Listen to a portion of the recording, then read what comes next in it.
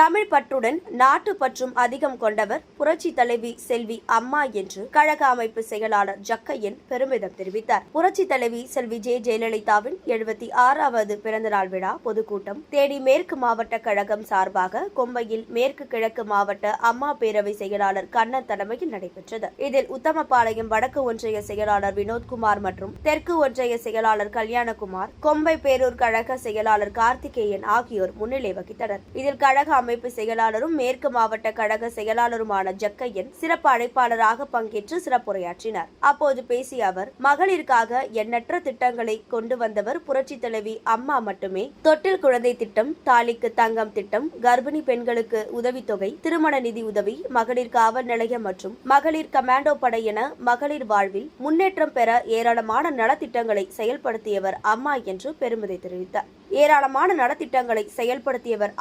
தெரிவித்தார். பெருமிதம் தெரிவித்தார்.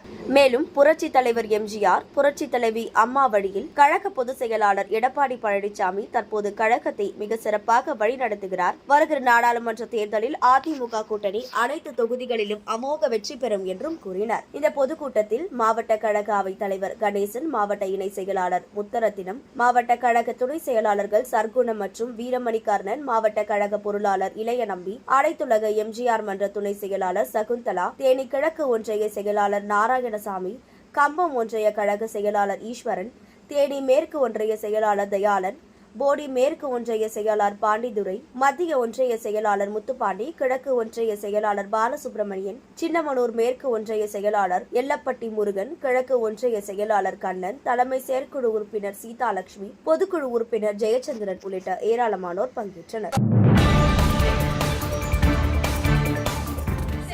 உடனுக்குடன் தெரிந்து கொள்ள நமது அம்மா இணையதள தொலைக்காட்சியை சப்ஸ்கிரைப் செய்து அருகில் உள்ள பெல் ஐகானை